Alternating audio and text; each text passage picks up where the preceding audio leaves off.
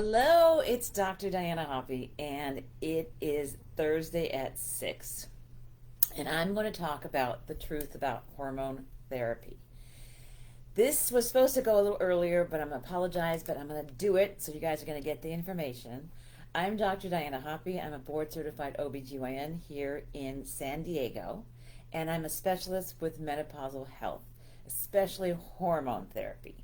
So tonight we're going to tackle what is the truth about hormone therapy. And many of you have asked questions about, well, first off, what is hormone therapy? Does hormone therapy cause breast cancer? What is bioidentical hormone therapy? What are the benefits and some of the negative effects of hormone therapy? These are just a few of the questions that have come up that I'm going to tackle with you tonight. So let's first start with what is hormone therapy. Hormone therapy really means replacement or additional hormones for a woman who either is perimenopausal or menopausal.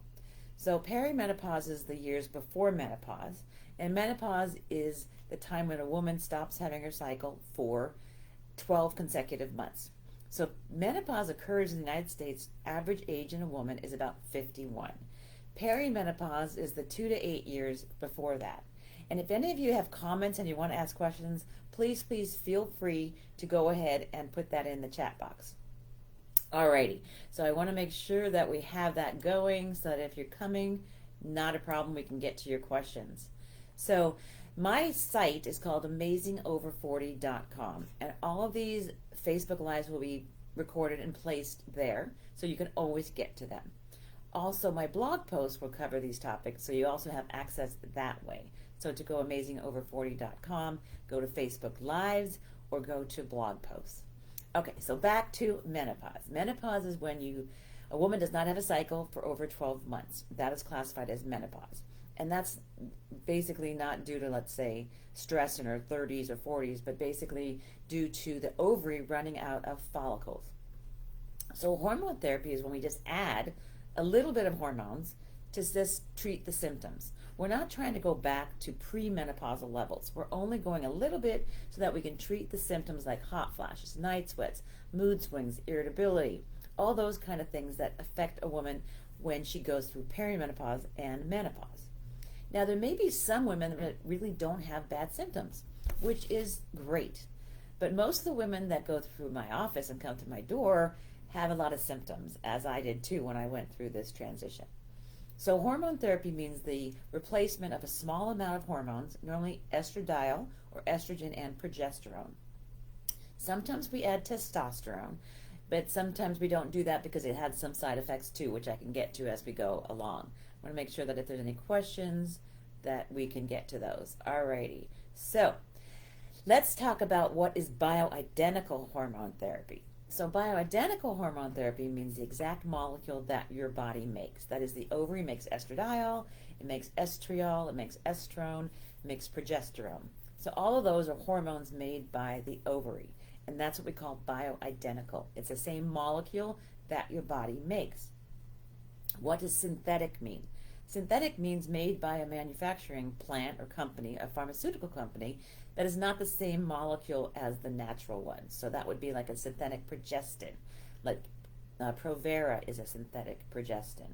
There's other ones, levonorgestrel, norethindrine acetate. So there's a lot of long-term names for these, but those are called synthetic progestins. So when it gets to the question, which I think is on a lot of people's minds, is does hormone therapy cause breast cancer? Now, this is a difficult question to answer because it really depends what hormones we're talking about. When you look at the Women's Health Initiative, and the Women's Health Initiative was a big study, I don't know if you can see that, but Women's Health Initiative was a big study that was published in 2002 that looked at Premarin, which is pregnant mare's urine, which is estrogen from a horse, and synthetic progestin, which was Provera. So they had different groups of women in this trial, the Women's Health Initiative, and they had two different big arms. One arm was the estrogen-only group, that is those that had a hysterectomy, those women, versus placebo. The other group was the combined hormone therapy, which was Premarin and synthetic progestin versus placebo. So, When the study was published in July of 2002, they stopped the study because they said it caused increased risk of breast cancer, stroke, and heart attack. I think many of you may remember when that happened. I sure did, because it was a big controversy, and they actually released the study to JAMA, Journal American Medical Association, before they even told the public and the doctors anything about this. So it was quite an exciting period of time, to say the least. So what does it mean? Does hormone therapy cause breast cancer? So in this part of the trial, the Women's Health Initiative, the Prem-Pro group versus the placebo group did show an increased risk of breast cancer, and it was 26% increased risk of breast cancer. So it's 1.26 increased relative risk. So what does that mean?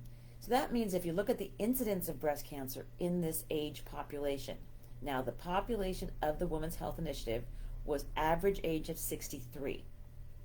Very important to keep that in mind. The average age of menopause in the United States is 51. So 63-year-old women are going to have 12 years post-menopause, which can mean a lot of difference to their coronary arteries, their carotids, the carotid arteries, their breast, etc. But keep in mind that 63 years of age. At that age, the incidence, that is, what's the rate of breast cancer in that age group, is about 30 per 10,000 cases. If we add 26% to that, which is what the relative risk was in this trial, that would mean 38 per 10,000 cases. So that would mean a difference of 8 per 10,000 cases, which is a lot different than 26%, but it equals the same number. When you look at the estrogen-only group of this study, the Women's Health Initiative Premarin-only group versus placebo, those women that were taking Premarin only had less breast cancer than those with the placebo group. You might say, well, wait a minute, what are you talking about? What I'm saying is that estrogen does not cause breast cancer. Estrogen plus synthetic progestin does increase the risk of breast cancer. So in the Women's Health Initiative, the estrogen only, or the Premarin group, had 26 cases of breast cancer, and that with the placebo had 33 cases of breast cancer. So 26 in the estrogen only arm, 33 in the placebo arm per 10,000 women. So that would mean that there's no increased risk of breast cancer using Premarin. Now, when we look at natural progesterone, with the different trials using natural progesterone, there has not been shown an increased risk of breast cancer. So when someone says hormone therapy causes breast cancer, it's really important to ask what type of hormone therapy we're talking about. Is it Premarin? Is it synthetic progestin? Is it a natural progesterone? So in my practice, I use natural, bioidentical estradiol and natural progesterone. So I know that's a long-winded answer to that question, because it is a long-winded because it gets very confusing, and that's why I do these Facebook Lives. There's a lot of myths and misinformation about hormone therapy. Then the next question comes with, well, does hormone therapy cause cardiovascular disease like stroke and heart attack? Which, again, the Women's Health Initiative showed us that those women who were 63 had an increased risk of heart disease if they took combined hormone therapy. Now, age 63 is 12 years past the age of menopause. And when they looked at women in this study, 50% were smokers or previous smokers. Now, when you give a smoker versus a non-smoker, you cannot compare them with regard to the risk of heart disease. A smoker has a much higher rate of heart disease than does a non-smoker. In addition, the women in the study were obese, either overweight or obese. That, again, you're talking apples versus oranges. You can't take a woman who's in good shape and exercising versus one that might be overweight or obese. And that increases the risk for heart disease. So when you say it increases the risk of heart disease, it really does not in a woman who's 51, who's newly menopausal, and maybe exercising and has a really good, and does not smoke. Okay. When you look at, does hormone therapy decrease the risk of heart disease? Yes, in younger women. So when you look at the subset of this study in the women who were 50 to 59 years of age, not 63, but 50 to 59 years, within 10 years of the onset of menopause, they had less risk of heart disease. So in a certain age population, less than 10 years from the onset of menopause, hormone therapy is cardioprotective. It will actually help your heart and decrease the risk for heart disease. So again, very complicated, but if you know the information, you can make the best choice for yourself. So I'm going to see if there's any questions that have come in, and I'm going to just basically go over the questions that I've had so many of you ask over the last few weeks. So again, does hormone therapy cause heart disease? The answer is no if you're taken within the window of opportunity, which is the 10 years around the time before, the 10 years after menopause. So if you're more than 10 years post-menopause, hormone therapy is not going to be cardioprotective. And that was in what we call the HERS trial. That showed that if you have a history of heart disease and you're postmenopausal and giving someone hormone therapy at that time, let's say 10 years post-menopause, you're going to have increased risk of heart disease. So as you can see, you're going to need to talk. It's really important that you speak to your physician about hormone therapy and who is a candidate for hormone therapy. Really, any woman who's perimenopausal, who's having issues, that is the 2 to 8 years before menopause. Is she having hot flashes, night sweats, mood swings, irritability, vaginal dryness? All of these things can be helped with hormone therapy, as well as a woman who's menopausal, 12 years after her last cycle of having no cycle. That's a menopause definition. Yes, she may also very much benefit from hormone therapy. It's very important that you talk to your physician or your healthcare provider about what are your risks for breast cancer, heart disease, dementia, etc. Because we need to individualize this. That is, you are unique. Your risks are not the same as your neighbor's risks or your friend's risks. And so when people make this global statement that you cannot take hormone therapy for XYZ reason, it's really important that you talk to your physician about that, because we have to make it independent and individual. You are unique. And I can't say that so many times because it's so true. So when someone says a global statement, you can't take hormones, you can't do this, ask your doctor, what are your own risks and benefits? And why would you possibly want to be on hormones? Now, does every woman need to be on hormones? No, absolutely not. It's an individual decision. And how long do you stay on hormones? That's another $1 million question, right? Can I stay on hormones more than 5 years? What about 10 years? What about 15 years? Again, what are the risks and what are the benefits? So when you look at the risk-benefit ratio, you have to say, what benefits am I getting from hormone therapy if I should start early, that is within 10 years of the onset of menopause? I just mentioned that you're going to help protect against the risks for heart disease. And heart disease is the #1 killer of women in the United States today. So when people say, oh, if I take hormones, I'm going to get breast cancer. There may be an increased risk of breast cancer when you look at synthetic progestin. That is true. But when you look at cancer, that's the #2 cause of death in women.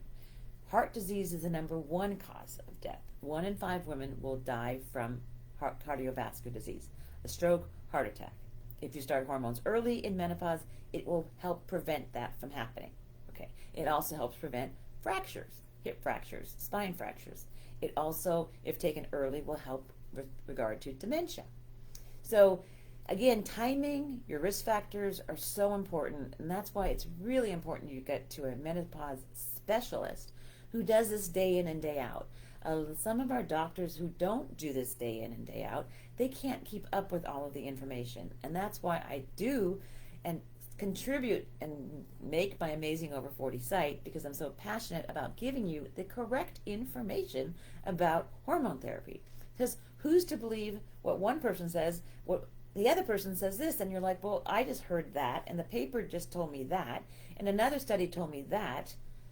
Well, what are you supposed to do with all that information that you're like, is it true? Is it not true? Who do I believe? Great question. You believe a doctor who is a specialist with hormone therapy. You ask the questions, what I have just said to you. What are your own risk factors? And what's your health history? Do you exercise? Do you smoke? What's your diet like? Do you eat like a Mediterranean diet? What is your stress level? How is your job? How is your relationship? All of these go into the equation about your health.